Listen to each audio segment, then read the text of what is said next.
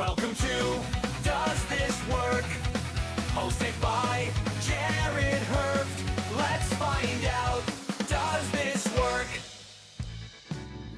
You don't expect it to be such a thing, mic technique. Anyway, welcome. Thank you, yeah. Welcome back to Does This Work? I'm here with one of the absolute legends in the industry, also one of the people that I have been requested to invite on a long time now. People keep asking me, when are you going to have Johnny on? You've been in the industry for decades. You've come up alongside some huge names, as well as probably seen some people rise up, come through, keep going, and get bigger and bigger.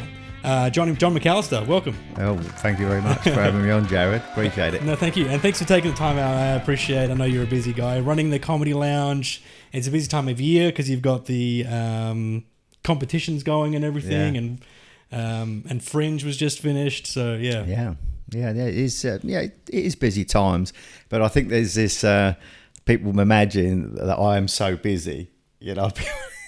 Sometimes I'm probably quite regular. I'm the most unbusiest person you'd ever imagine. Well, I remember when I invited you on, I was like, I know you're a busy man, and you're like, I'm actually not that bad. I'm not.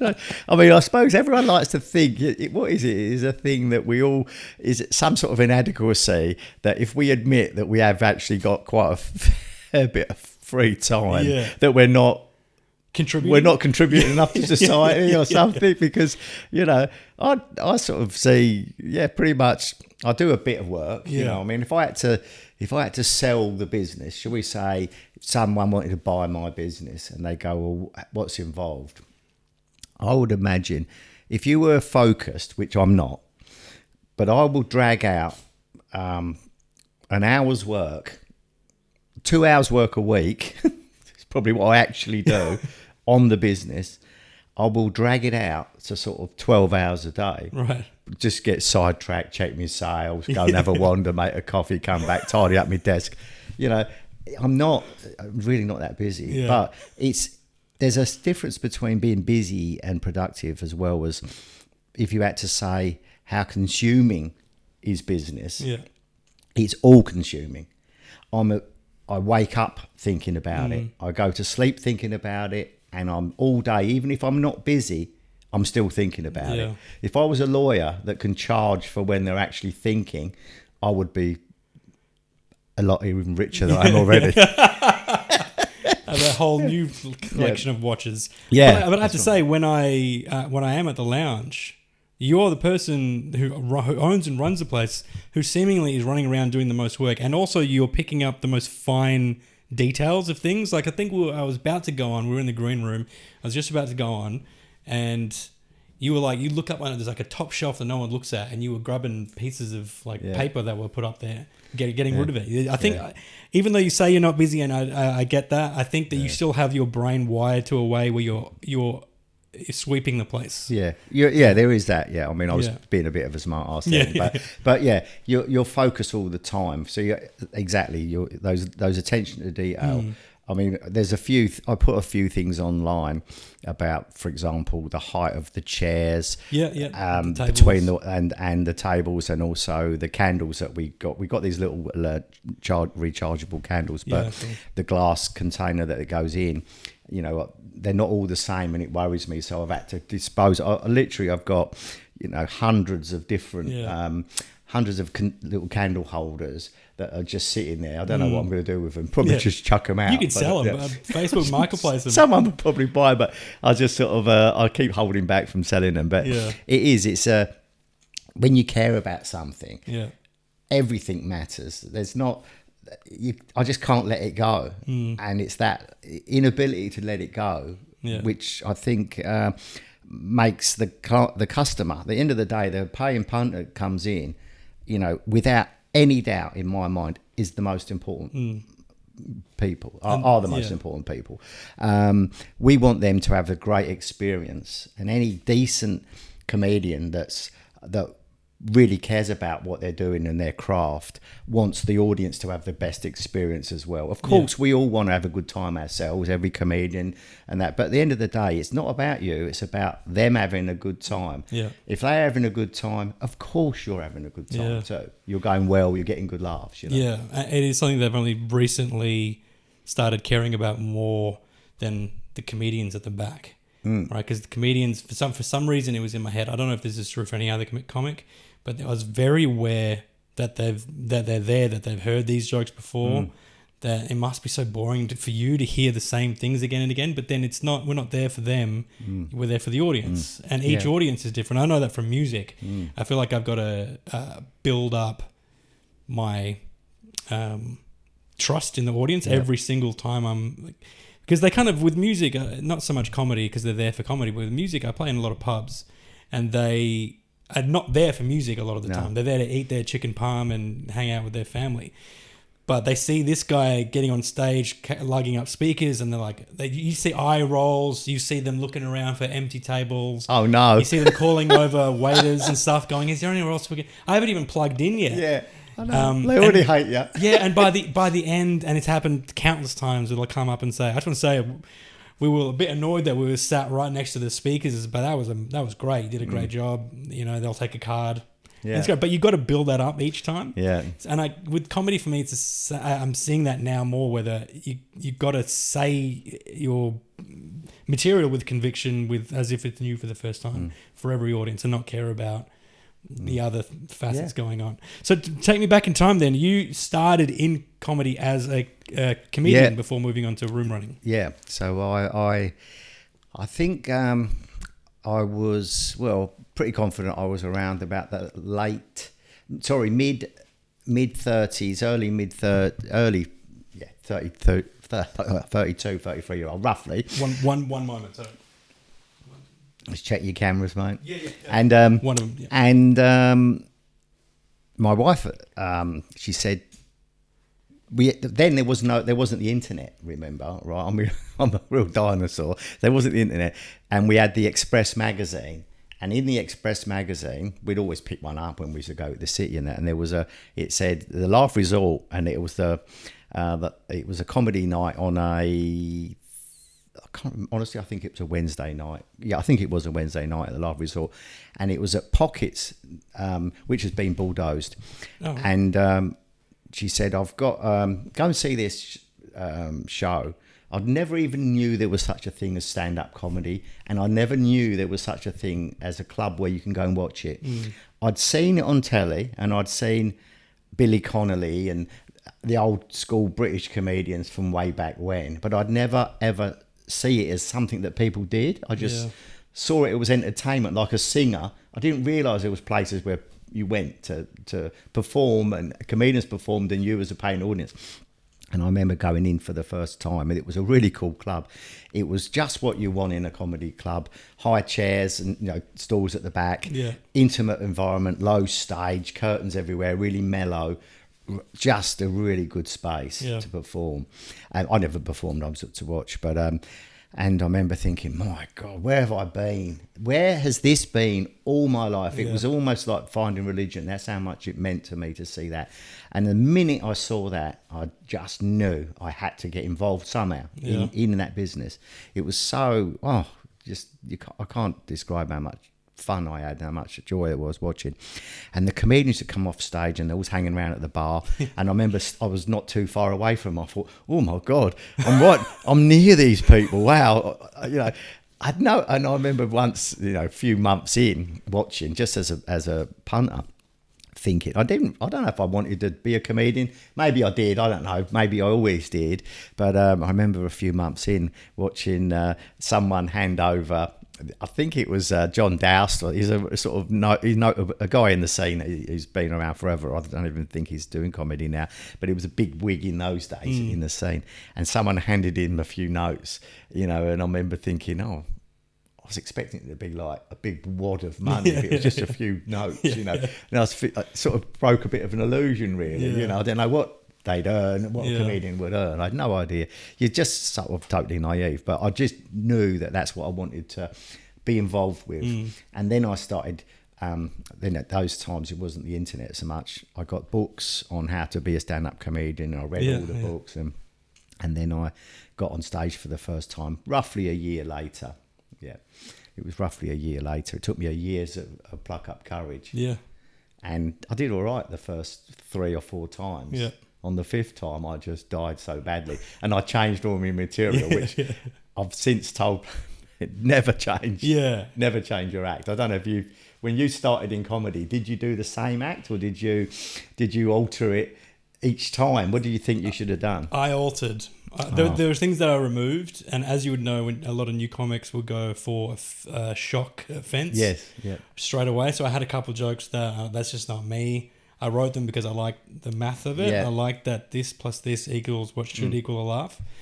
But I did the same thing. But it, for me, it was over 2 years of watching podcasts and reading books and and learning about the psychology human beings have, why we laugh at things. I researched it all, and then I did Mad Cow. Yeah. And then I did good enough on that first set that I was like, great, all right, let's do it again.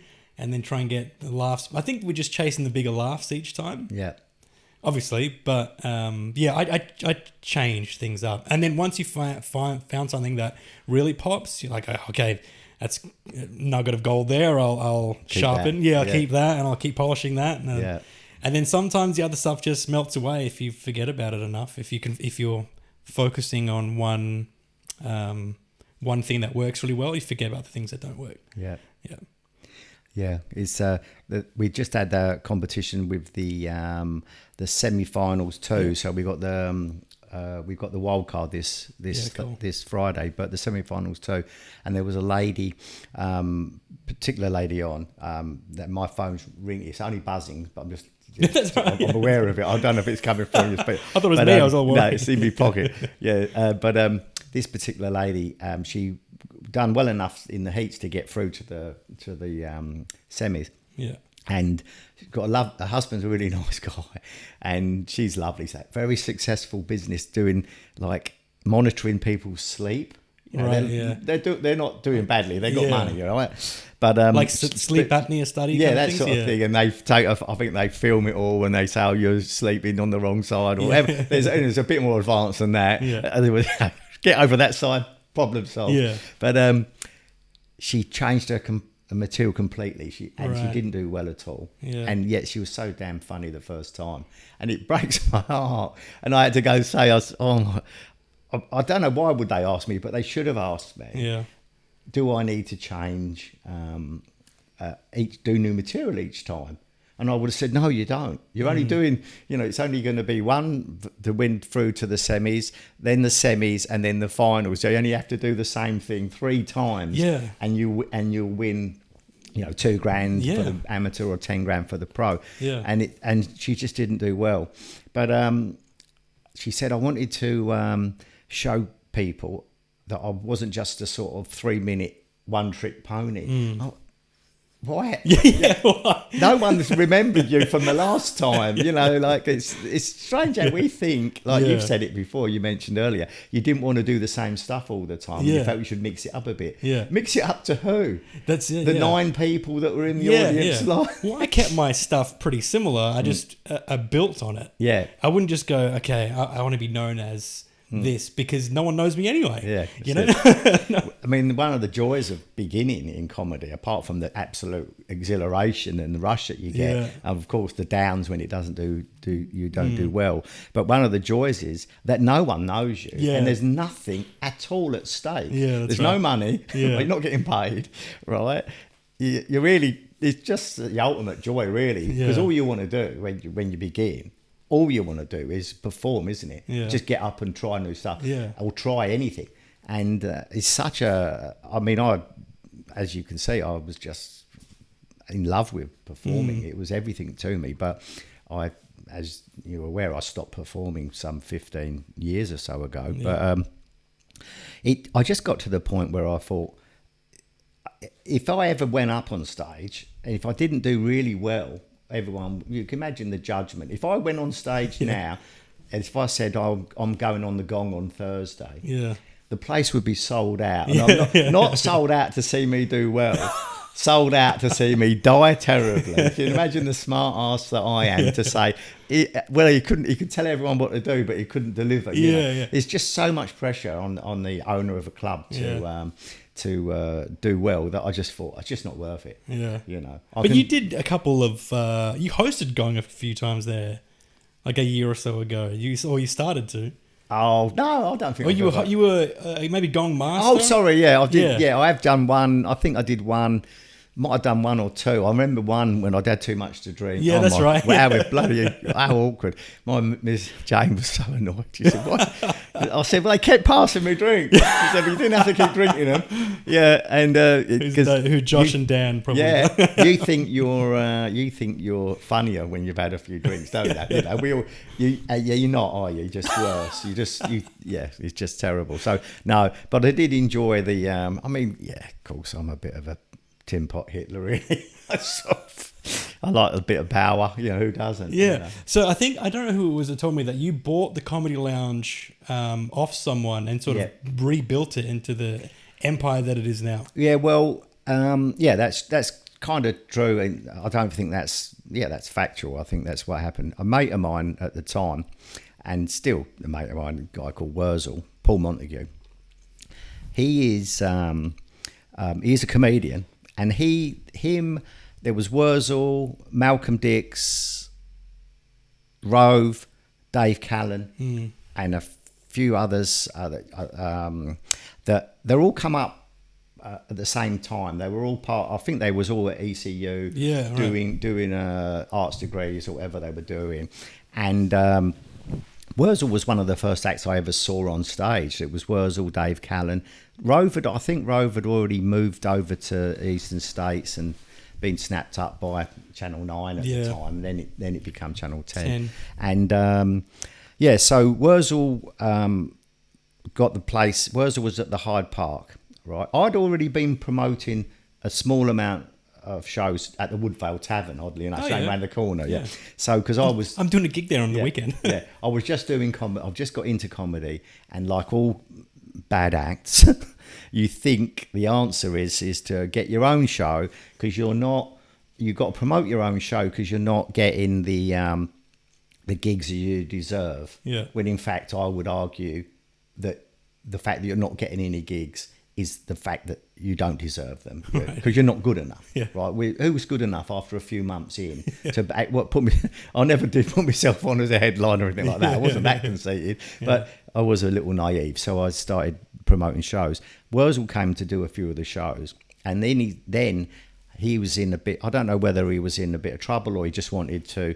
I think the main thing was that Wurzel wanted to go into training to be a priest. Oh, right. Right.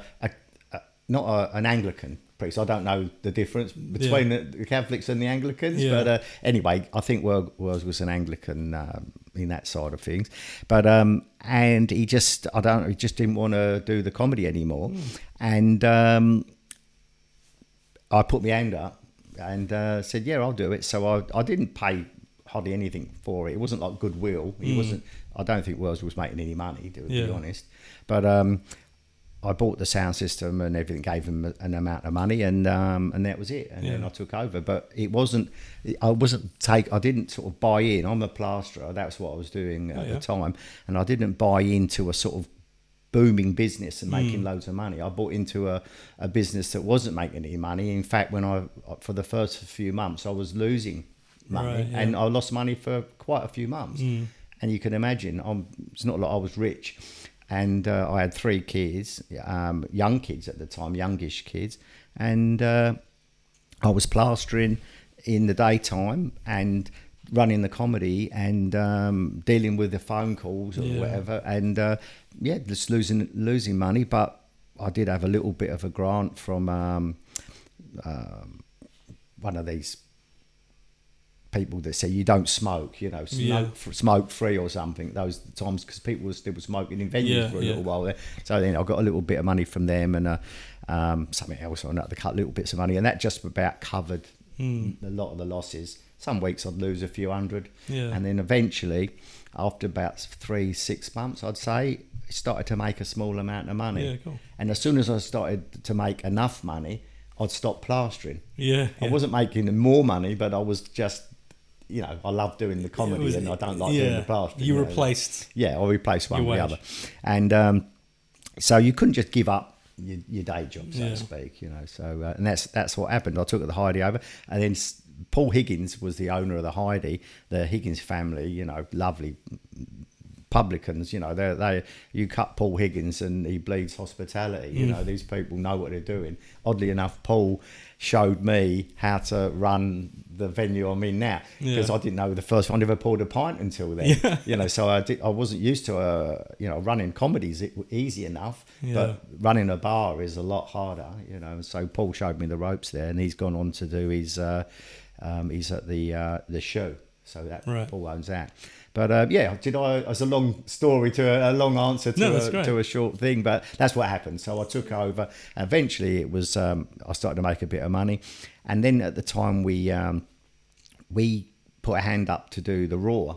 I think Raw was already getting done by Wurzel. He was already producing it. So we produced Raw, and we quickly became the biggest Raw producers in the country. Yeah, wow. By a mile. I mean, I've long since fell out with the Melbourne Comedy Festival. We've a massive difference of opinion. But, I won't elaborate on that. But suffice to say, my competition is a huge success, and their Raw is a complete unmitigated disaster, and we've got absolutely no sympathy for them whatsoever. I'm good at it, they're not. So anyway, sorry, I get there's certain things that touch points that really annoy me, and they're one of them. Yeah. Well, I mean, I don't imagine that it was an overnight success at all, but because you can see the quality getting better over the in the videos over YouTube over the years. And then, you walk in and you start seeing the names on the wall. You're like, this person's been here. I guess, but how long did it take to really solidify yourself? Was it Raw when you did Raw? When you hosted Raw? When Raw was the sort of, I think the Raw itself was a turning point for us Jane said, my God, you actually can make a living doing this. Up until then, I was explaining away, look, and don't worry, it'll be all right and everything else. And she was saying, you ain't made any money. You're losing money now. Yeah. But then once the Raw finals, example, we had a comfortable amount of people in the venue would have been 250, 270 people in the. It was a brilliant room at the Hyde Park Hotel. It's changed. There's a big bottle shop there now, but it was just a great room. They'd set that up as one of the best jazz venues in the world. Top 3 in the world. It was standard was brilliant. They had a great piano in it, so it was a really great jazz venue. But when we did comedy there, it was on a Thursday, and we did our Raw there, and 250 was a packed night. We ended up with 720 people in there, 100% illegal. Right? There's no way in a million years was anyone licensed for that amount of people. 720 people, and we turned people away. This was for the Raw finals, and the person at the time that was in the 2IC of Melbourne Comedy Festival was a guy called Toby Sullivan. Really knows his comedy, and he said, Johnny, this has got to go into a theatre. This is ridiculous. You can't do this in it. It's got to go into theatre. And the following year was when we put it in at the Regal for the first time, and we sold we sold the Regal out. That's 1,000 seats. And then the following year, it might have been the following year, we done the concert hall. We didn't sell it out, but that's 1,700 seats. But we sold about 1,500 seats at the concert hall. And that was such a cool thing. But the concert hall isn't a great comedy venue, it's a concert venue, obviously, not in the title, the concert hall. But then we moved from the concert hall to the Madge, and we stayed at the Madge for quite a few years. And we sold out the majority of shows we did the Raw finals at the Madge, we sold out. Yeah, wow. And it was it was a real buzz. And to at sell out. so then at that point, Jane must have been like, all right, good. You're doing all right now, yeah, that's right. And then so it kind of just got busy. And remember, there wasn't at that time. There was Sam Longley had a cool space called Lazy Susans there, and he used to do comedy, the improv on a Saturday and the stand up on a Friday, and then there was us on a Thursday. And pretty much that was about it, really. Laugh Resort on a Wednesday. There wasn't so much comedy going on. Not in the world in general. It became such a big thing. 10 years ago? Yeah, it's sort of blown up. I think obviously the internet and Kill Tony and all these sort of sensations when it comes to online stuff has blown the success of it. And there's more comedians now. I mean, it used to be comedians, you'd only see a comedian that would work his way up through the open mic scene and then get paid 5s and 10s or paid 10s and that sort of thing. And now you can have a comedian that's hardly ever stepped foot in a comedy club can be an internet sensation. Yeah, you know? and that's how a lot. I think there's a few of them that started that way. I think Matt Rife was a open micer, and then he was online a lot. Same with a couple others.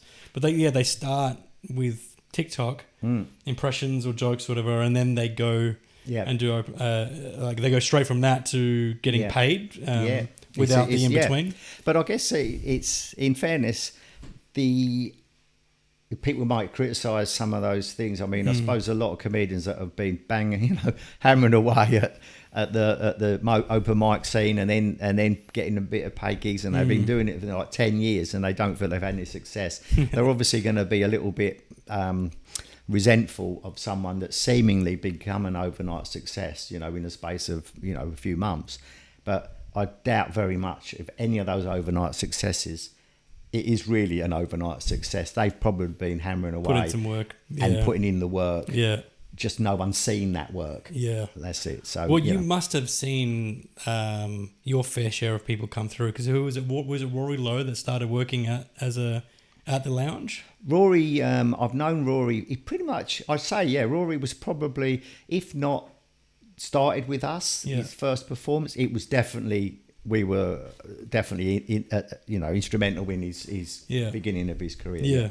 Yeah. And he's doing pretty good for himself now. Is there anyone that you, first of all, do you think that you can make it too quickly? Like those people that get the overnight successes, the people that come through and they're suddenly doing right? I don't really think you can make it too quickly. I think it's a bit like people that have made money doing something.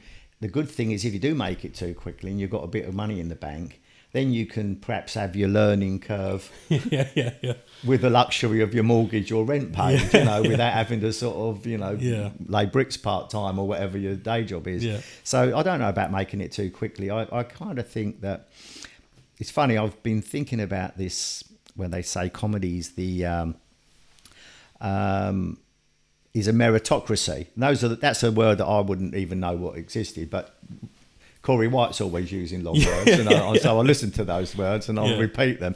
But a meritocracy means, doesn't it, that you, based on how good you are, your success. And I think comedy is that.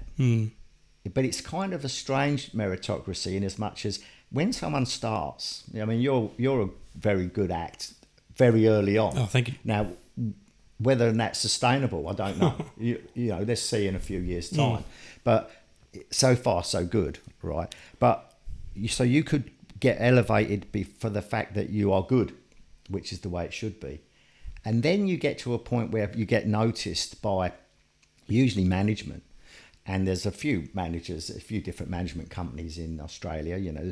There's some fantastic ones, and there's some ones I'm not so keen on, and I won't even mention who's who. But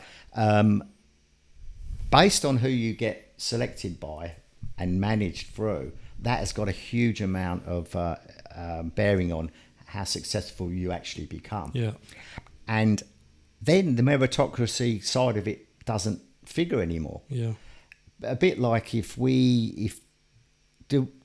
you look at the television and see the acts that are on television that are making their own shows and doing something, do you honestly think that they are the best that Australia's got to offer? Well, in my opinion, absolutely no chance whatsoever. I could name many acts far better than 90% of the acts that we're seeing on telly and on radio that I think are just being fast-tracked into those positions.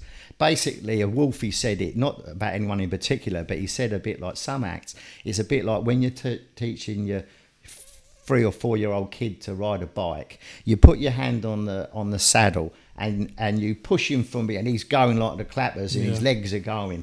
But the minute you stop, he slows down or falls over. Yeah. And that's what a lot of management are doing to acts. They're not really ready. Some of them acts aren't ready for the success that they're getting, but they're pushed forward. They were good. They were pushed forward as if they were better than they were.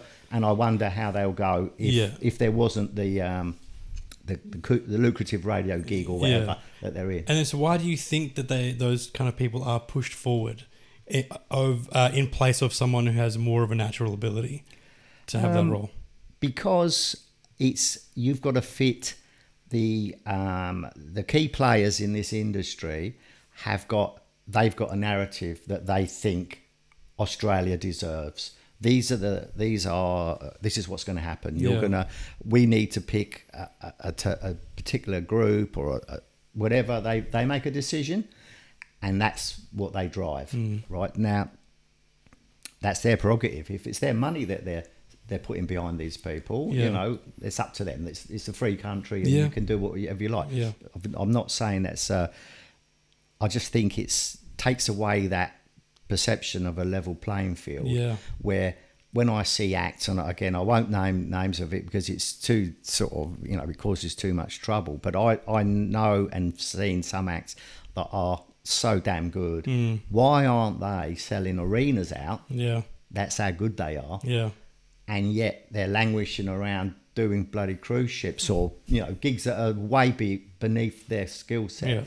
And when I watch them perform and the audience are just erupting with laughter and these people just are so damn good, I just feel it's a sense of unfairness. I don't like it.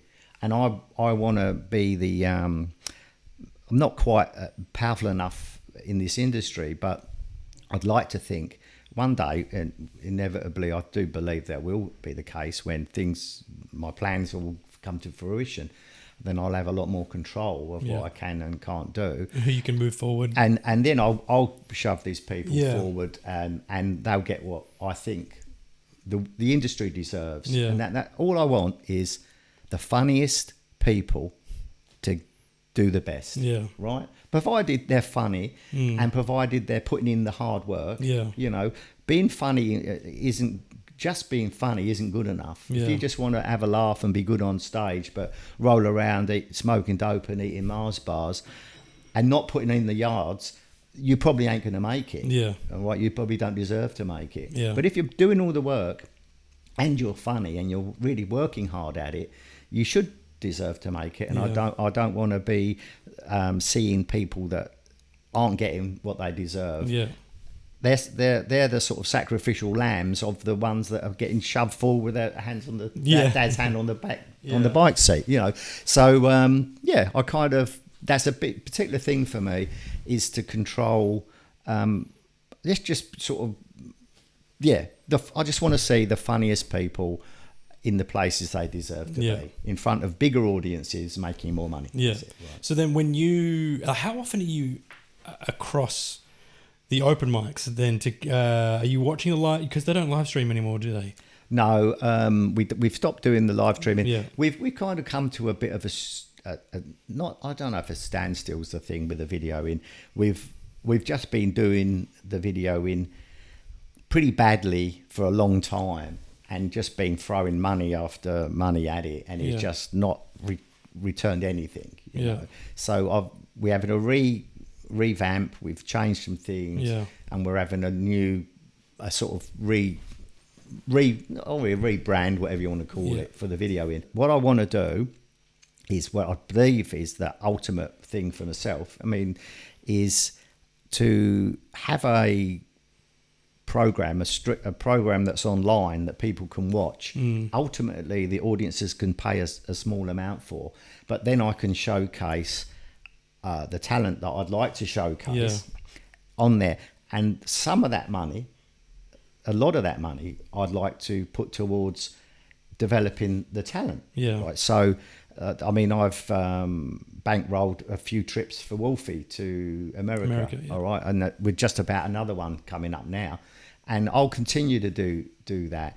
But I'd like to think if I I'm not poor, I'm not short of money, but there's a limit to how much someone. I'm living in a house in Kingsley. I'm not, in Applecross in a $30 million mansion.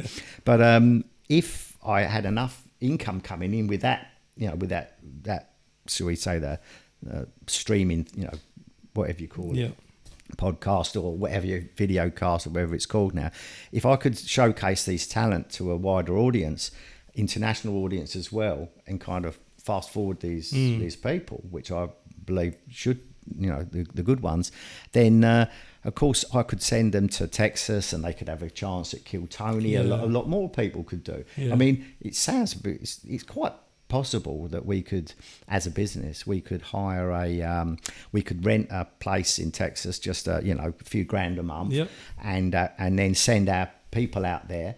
They can't get paid because they're not on visas and that sort of thing. But just to sort of say, right, I'm having a go at this, and I'm perhaps going to New York. It's possible. It's not that much money.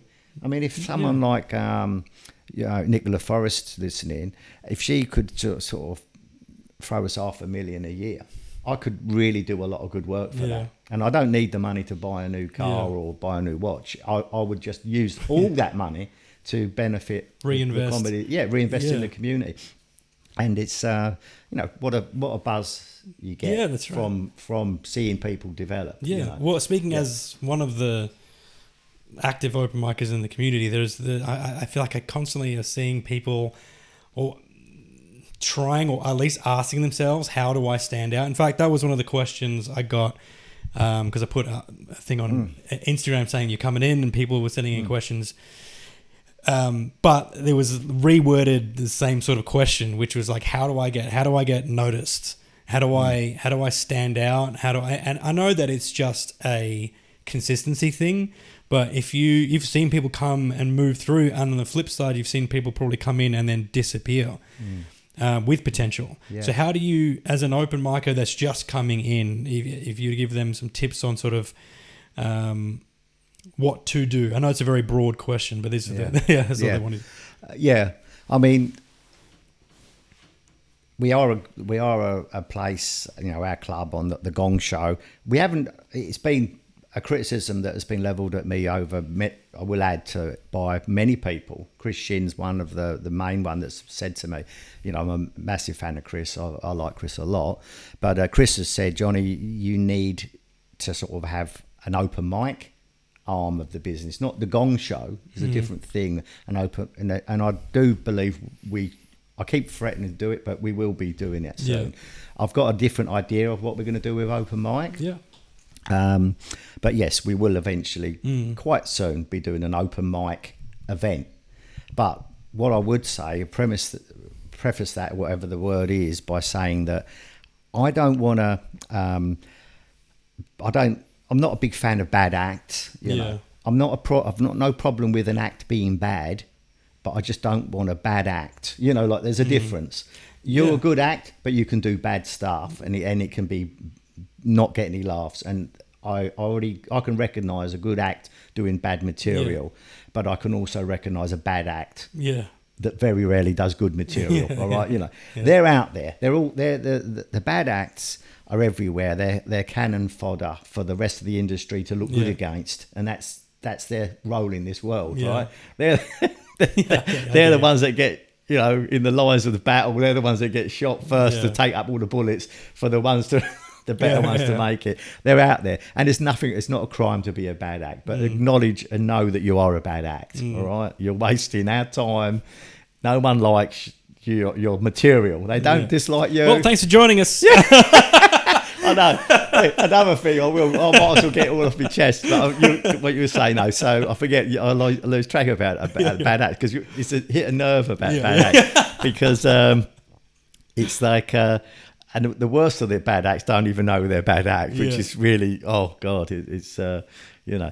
And one of the things is that you say, how does people get noticed? I can accept that they want to be noticed and they want me to book them.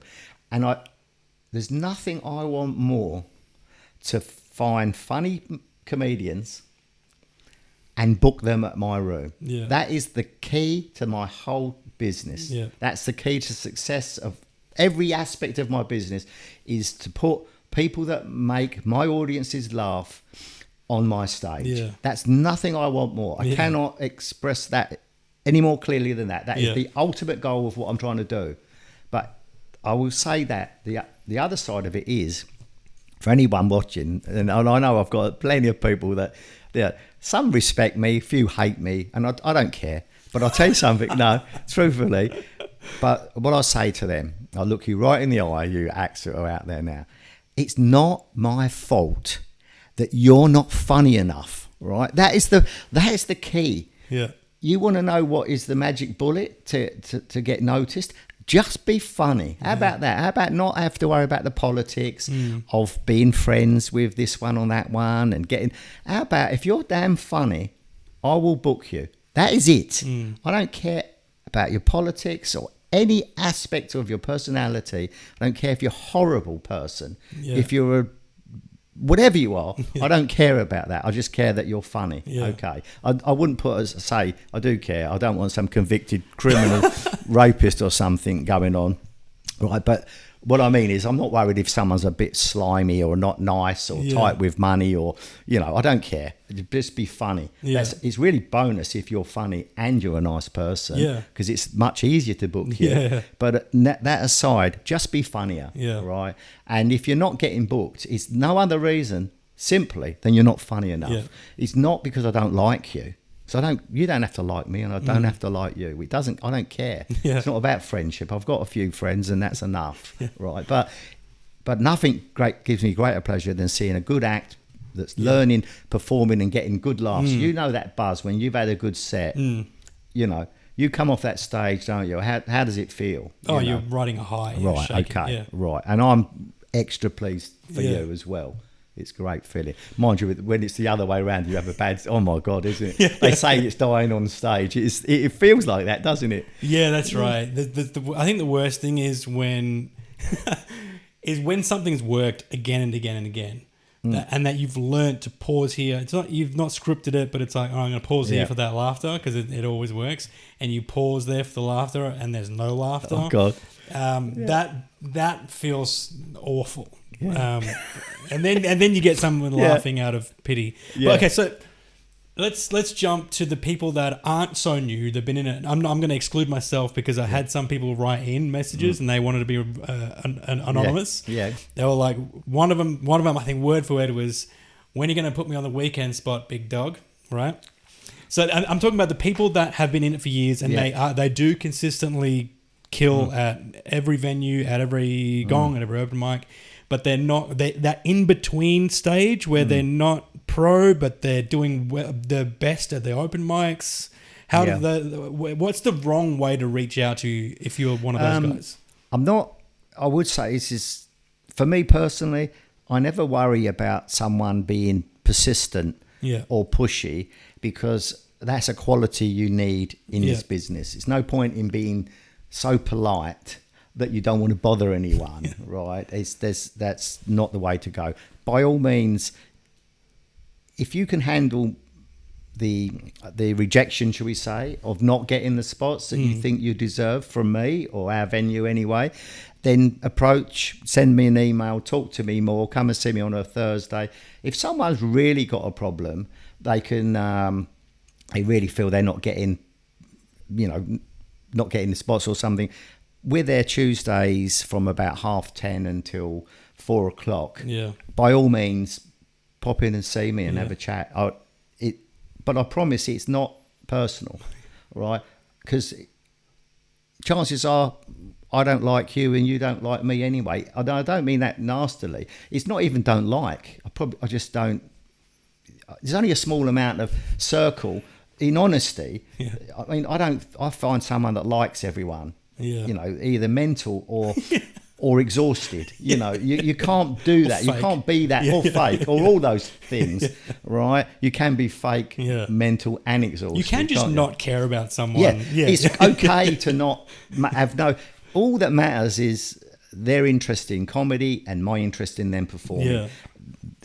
I've got no axe to grind with people Yeah. outside of that, and I don't care what they do in their spare time. You know, so there's a chances I might just have forgotten about these people, and it does happen. Sometimes I look on me. I've got a list on the side, right? That's not by no means comprehensive because you just forget. Yeah. A lot of people are very organised. I'm not. I mean, Jane does a lot of the bookings now because she is organised. Yeah. And I just think all of a sudden I think, man, I haven't put this one on. Oh, right, And how good, you know, like David Tuffley. Don't get me wrong, I'm massive fan of David Tuffley, one of the best joke writers and performers. I've always been a huge fan of David Tuffley. But sometimes I'll be 3 months forgetting David Tuffley. Yeah, how good is he? Yeah. I forget, you know, Yeah. because he never asks for gigs. Yeah. You never hear from him. And then all of a sudden you think, Joe, I haven't put David Tuffley on for a while, you know. And do you as an think, example. because I feel like the guys that are too afraid to reach out and send that reminder think that it's personal when it's not, right? Think that it's like, Johnny doesn't like me, he's not giving me spots, he's not thinking about me. It's personal, but you're saying it's more of a. I'm trying to make sure I don't, because I won't lie, you know. Yeah, So good. I'm just trying to make sure that I'm not being, whatever the word is, disingenuous with that. Are there people in this industry that I don't like? Yeah. Numerous people that I don't like, but I don't think I dislike anyone so much. I know I don't dislike anyone that much that if they're good, they can't perform at my venue. Yeah. Right. And it's. I mean, there was a story about someone that I absolutely don't like, and I remember saying to this person, "You don't like me, and I don't like you." I said, "It's almost so liberating to just acknowledge that I quite like you now on the strength that it's so nice to be with people. There's no pretense anymore. You just whatever that person's got to say, I'm not interested. Yeah. Yet it's quite refreshing to think, well, I haven't got to say a damn thing to impress this person in any way, you know." So, but I won't say who that was. No, that's fine. There's a couple of people that I feel like that about, but only one person I've ever actually said, I don't like it. And it must be liberating. I think that comes with. I turned 41 last month, and I'm pretty much right there where I'm like, I don't feel the need to sort of go out of my way to be fake with people who are not in my life on a day-to-day basis. No. You know, and I'm polite, like you know. I feel like Absolutely. you know me well So am enough. I. Yeah. Always polite. I'm never rude to anyone. No, ever. I don't think me either. In fact, I have a friend who will message me. He's in the industry, and he's like new-ish. He was like, what do you think about this person? Because I feel like they're really standoffish with me. What about this person? What about this person? I'm like, yeah, these are all people that you're naming that are just in their own space. Yeah, they're too worried about themselves to worry about you. Yeah. You know, there's plenty of quotes, you know, these sort of statements and quotes that you hear from you know, the top people in the world, you know. Gandhi was saying, a mate of mine, Gandhi. Gandhi, yeah. But Gando.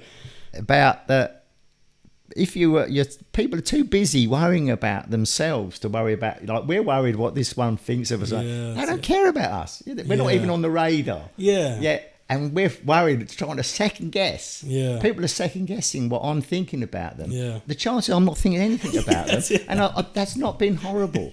Right? I mean, there's a handful of, there's a few people I dislike. Yeah. Right. But it's not that. There's a lot more people, and I'm sure that it's the same for everybody. It's just that perhaps I'm more open than others to say it. It's most people. in a nice way, you don't care less about. You don't care in a good way or a bad way, Yeah. one or the other. Well, they're just people that come and go into your life. Yeah, and you've got hundreds of people coming in through your doors all Yeah. the time, coming in and out of the industry. Yeah. So I guess for someone to stay in your orbit or for you to register, you've got to see them Yeah. kill multiple times before you're like, all right, you That's jot them right. down. You know, Take- otherwise, yeah. how Yeah, many people do you have to keep? I can't. Yeah, it's like those juggling. Some study was done about a monkey, and it's saying it can only have like 20 friends or something. Obviously, you're a lot. There's most 99% of people who are better educated than me. They would talk about that study and know in depth of it. But to me, that just makes sense. I've only got so much mind to available to me to spend that time thinking about it. And by the time you worry about your most important things, your wife, your children, your other immediate family, and then you've got a few friends. I've got very few friends. You know, I'm not a big friends person, but I've got a very small amount of friends. But those friends that I may or not see, my best friend of all, I don't speak to for 1 year until the other. But when I do see him, it's as we're like as if we were five again. You know, so those sort of friends, I've got a small amount of them. But it's just I haven't got the bandwidth for people. No.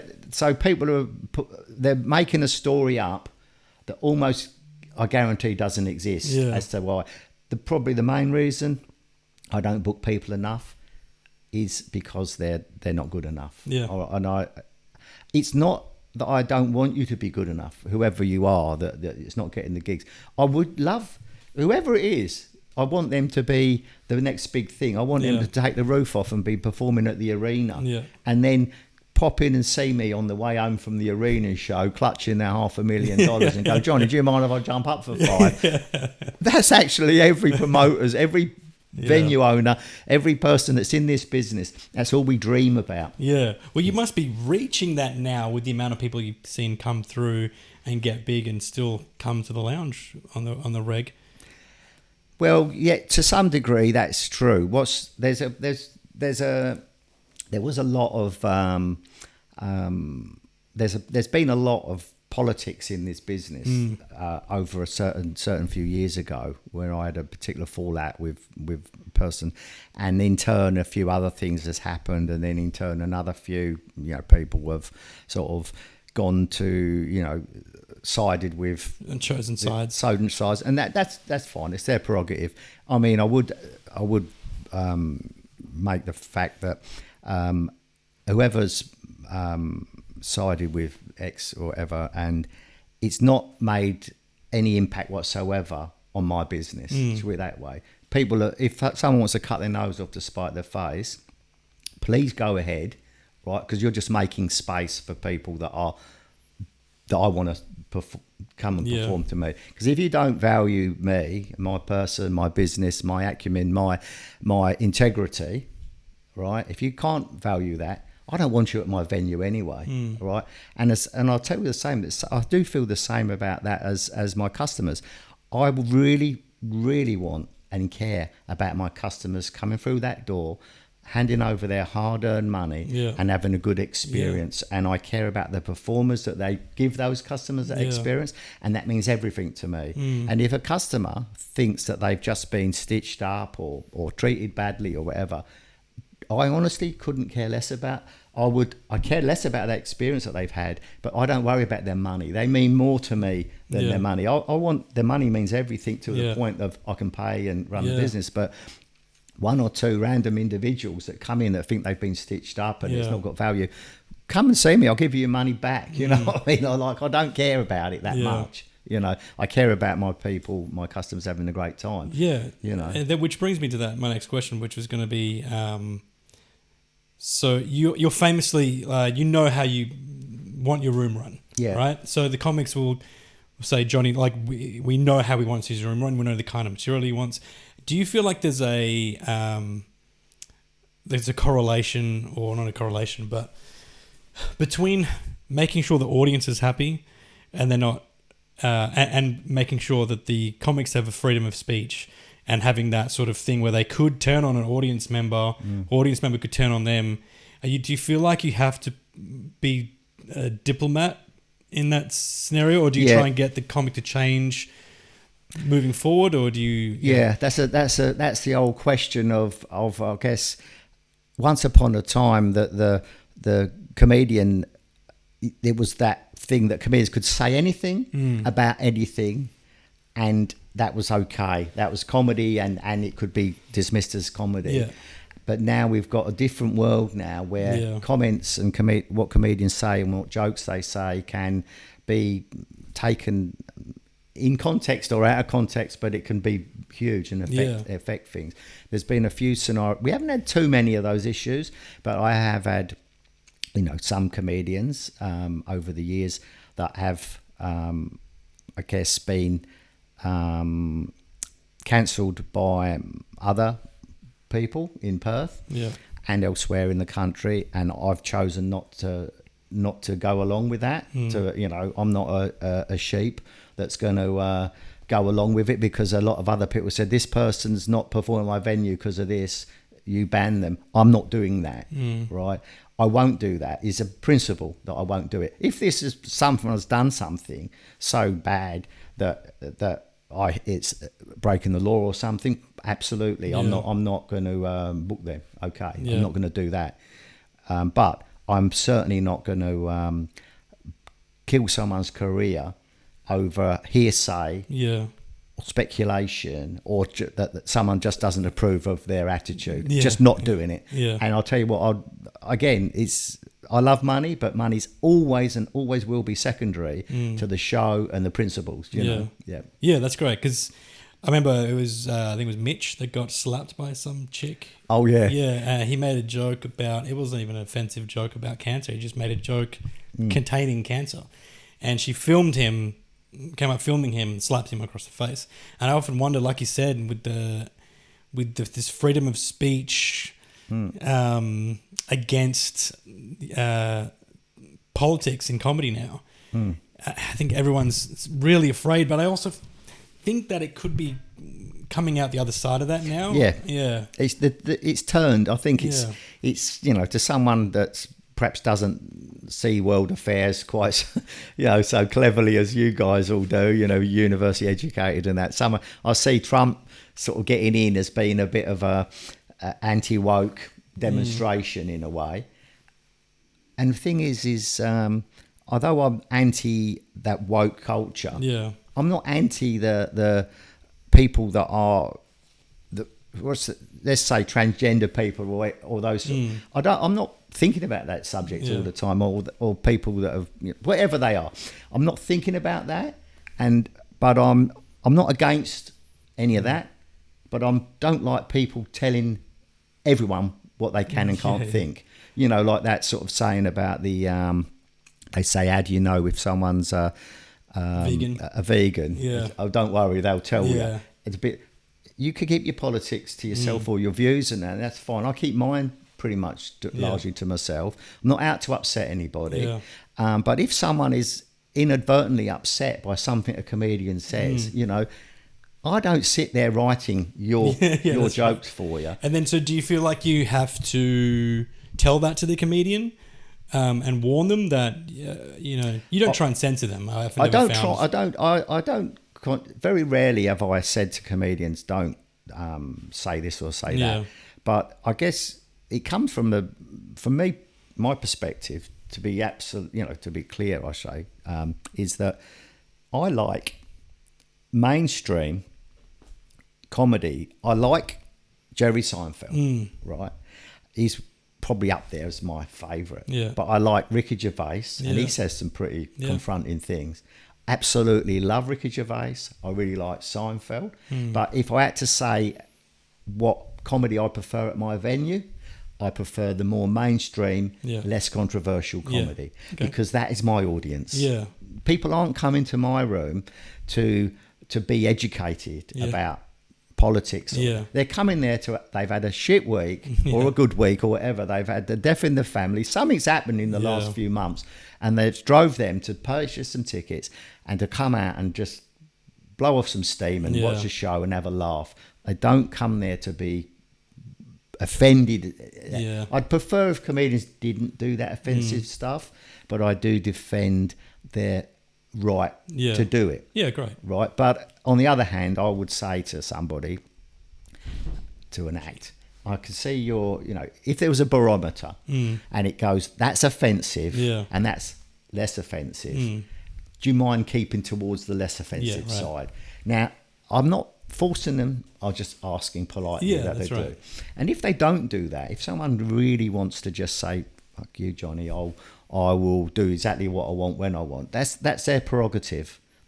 They'll be paid for that performance. Yeah. But I won't go and book them again Yeah. if I think they're just trying to upset Yeah. me or the audience. Yeah, because I think my stuff is quite down the middle. I don't think I have anything too offensive. And the stuff that people have been offended at, I'm quite surprised. I'm like, really? Because I don't do anything political. I don't do anything. I'm not out to antagonize audiences. I'm quite the straight man. Yeah. So then what is, as we wrap, I think, what is next for the lounge then? So you're saying there's some plans for the future? You don't have to disclose anything that's secretive, but... We're going down the track of a lot more online stuff. Yeah. That's the direction we want to go in. But there's also a couple of other plans for growth that we're exploring at the moment, because we're kind of... I mean, to be blunt, you just get bored at the end of the day. It's the driver isn't money. People think I like money so much. I don't. I love money. Don't get me wrong, I love it, but I like it's way secondary to the shows and that I produce and the feeling of getting an audience when they leave after a really good show. That's a buzz. That's what I get. I sort of sail on the coattails of the comedians that are really good. And the audience is jumping up and down with joy, and they had such a good time. And some of them, they walk out, I haven't had laughed so much in years, and whatever. And it's like, wow, and I get a buzz out, and I think, well, I did that. Yeah. Oh, not me personally, but I made this possible by you to perform there. I made it possible for you to do that. Yeah, there must be quite a bit of pride. There is. That comes in from not only in the moment watching people laugh at someone you've put on, but watching that person continually rise and get better and bigger. Absolutely. And, it's a buzz. It's kind of similar. I mean, you've got a son, so you've got kids. It's a bit like a comedian performing really well. It's a bit like watching one of your kids, sort of a slight sense, because you're nothing. It's much more fulfilling as a parent to see your children succeed and flourish than yourself. Yeah, it's nice for you to do well. It's nice for you to win lotto, but it'd be much nicer for them to, And that's how I see it. It's kind of an extension of that. Yeah, which does come from having a kid. I've got to say, having kids is... It puts in perspective. Yeah, I don't think you have that perspective until you have them either, where you're like, I just want you to do better than me. I don't care about me. I want you to be happy. I want you to do... My son's turning 13 this year, and he's thinking he wants to do stand-up comedy as well. Oh, right. He might follow in... Amy's footsteps. Yeah, because she's only a young 14-year-old. Yeah. She's really good. Yeah, she's great. Yeah. I mean, we could probably have another 10 times I could come on the show and we could talk about different comedians. That I'm thinking. I'm just a bit sensitive as to sort of name names and all that. It's just probably not advisable, right? Probably not advisable to do that. But I guess ultimately, aren't we all secretly just wanted to be ourselves and say the things we want to say. Yeah. I am not out to upset comedians or audiences or people in general. I've got no issues. I just want to run a good club, pay people fairly and well, make some money for myself and my family, and push forward the acts that I believe need a little bit of a shove forward that perhaps no one's doing. And the best people that can do that are audiences, because they like what these people are delivering, and in turn they can help by subscribing to this hypothetical, as yet not made streaming thing that I'm doing. Hypothetical, Well, I mean, it's good at least that all the comics now, like you said, for them to just go out and get funny, is they've got rooms now 7 days a week in various locations that they can go and stand.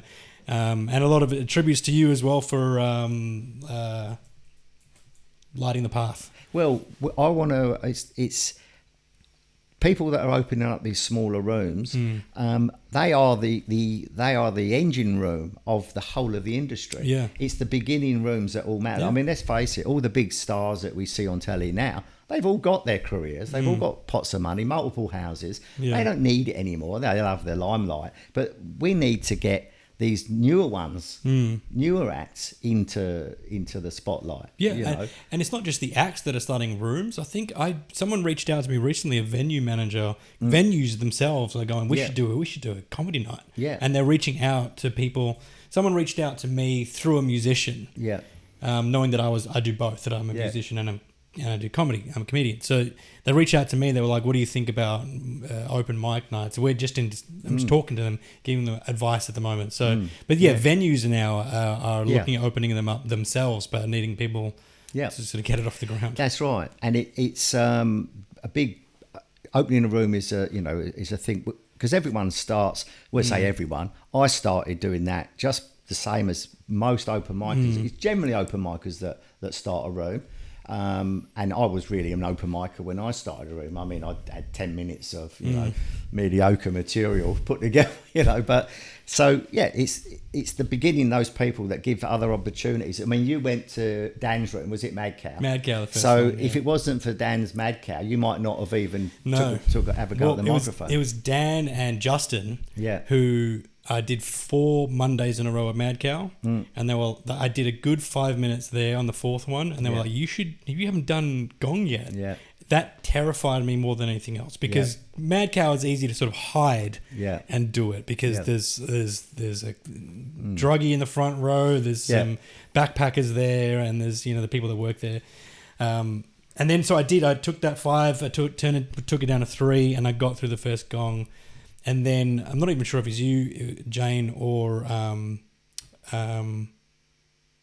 Sarah. Yeah. But it was three months later. I got an email asking if I wanted to do it. No, sorry. She asked me at an open mic at the Gong if I wanted to do a weekend spot. And I'm such a self-deprecating person by nature that I thought she was talking about doing gongs on the weekend because she asked me if I wanted a weekend spot. I didn't even know what that meant. Yeah. I was like, "You doing gongs on the weekend now?" And she goes, no, it's a normal spot.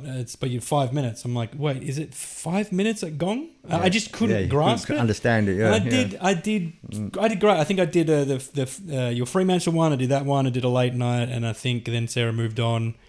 And I had the reception that I got was very mixed from people in the industry who was like, I just got a weekend spot, and they were like, great. Well, too soon. Yeah. Well, that's it. You always got petty jealousies and all that, and that's nothing wrong with that. And again, I think probably Sarah still. She's not actually working there all the time now, but she pops in and does stuff, Sarah. Yeah. But she's still works with us behind the scenes as well. She's sort of because anyway, for her own reasons, she wants to be at home with her family more, which is understandable. That just works out well. But Sarah obviously took a shine to you. I mean, you're a good actor. I said before, I've seen your stuff and you're really good. But I think probably where you're fast-tracked a little bit is because you've got experience on stage anyway. Yeah. And you can't buy that experience. Yeah. If you're behind a microphone, no matter what capacity, you kind of know what you're doing with the audience. Well, that was the best feedback I think I had, even from the pros. They were like, "You look like you've done it before." Yeah. And I was like, "Oh, that just comes from music and stage performing." But I mean, it's Billy Connolly was a musician before a comedian. Yeah. I mean, look what he's gone on to. I mean, I don't know if he'd have made it as a musician, but he's certainly done all right as a comedian, didn't he? Yeah. Even people like Carl Barron will bring on a guitar or a piano on stage and tinkle a little bit on the as they play. I'm thinking about incorporating music into comedy. Carl Barron's one of my favourite acts. I've seen him since we have arrived in Australia. I've been watching Carl Barron. He's so damn good, that guy. I love him as well. I reached out to his people and I was like, do you want to come on? And they responded on his behalf saying he's not doing press. I'm like, it's not press. It's just a chat. But he doesn't do. He doesn't pop in and do. As far as I'm aware, I've asked his management many times. He's such a great act. Yeah, he's very, very wealthy. Yeah. is beyond. You don't need to go and test out new material. He just goes and does that in an arena, don't But even he? Seinfeld will Yeah. still go and test Yeah. out stuff. Well, they're different people, aren't Yeah, they? You that's know, true. like say Seinfeld will still go down to the comedy cellar and jump up. You know, which I think is fantastic. Oh, that's imagine living there and just like, oh, okay, Seinfeld's here one night, Chappelle's here the next night, Mark Norman's here every night. Yeah. Well, we've had Jim Jeffries, Yeah. and I remember Chris Rock jumped up at the Heidi, but Jim Jeffries at our venue is kind of our Seinfeld moment for us, you know, to say, wow, Sacha Baron Cohen that time, and you worked with him, didn't you? Yeah. We not even meant to have mentioned that he'd been on, you know. It was also bloody top secret. I thought it's not ASIO, is it? It's just it's a comedy show, you know. I think someone tweeted it, and then that was it. That was it. But anyway, I've waffled on, mate. This is the most long podcast we've ever done. No, mate. Yeah. this is probably But thank you, mate. Thank you for joining me again. You're welcome, buddy. And if you ever want to come on again, I've been doing group ones. Yeah. So I don't know, maybe you and Wolf. Maybe it'll take you being here for Wolfie to come on. Yeah. Well, and maybe. even, Wolfie's a great one, and I'd like to get a sort of. We want to. Wolfie's been back over to the States a couple of times now. Yeah.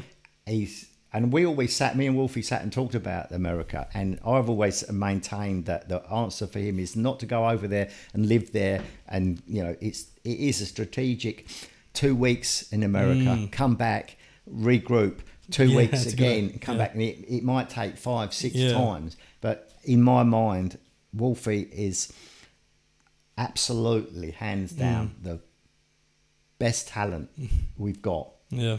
He's just so crazy. He's off stage what he's on stage. Yeah, that's right. And he's on stage is a genius. You know? Well, every comedian that I've asked on this couch is like, who should you keep an eye on? Who's your favorite? Who are you watching when they get on stage?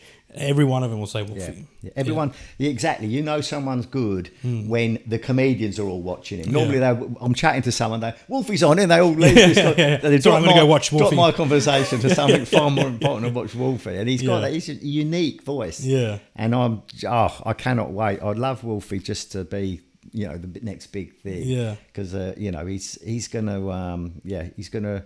I don't think he's going to prove everyone wrong. I think he's going to prove everyone right. Isn't Yeah, it? that's That would be even better. Yeah. you know? Well, he said he'll come on. I think it's just a matter of pinning him down. Yeah, that's right. Yeah. Anyway, but there's some other acts that I won't mention it. Just everyone knows I'm a huge fan of Wolfie. Yeah. But there's some other talent coming up through the ranks that I feel are perhaps the potential is as much as Wolfie, but they haven't yet got. Yeah. You know, it's not a crime to be new to the business. It's not my fault again that if you're only a year in and you're very good, but you're not when you're 5 years in or so, then you're probably going to be ready. Yeah. But it's as long as you're enjoying the journey. Yeah. What does it? Who cares if it's 20 years before you become well paid and that for what you're doing. Yeah, that's right. Well, don't give up your day job. Just keep doing it. Fortunately, my day job is also performing, so so you've got to give it up. Well, thank you again, Johnny. I appreciate it. And we'll see you next time. Thank you.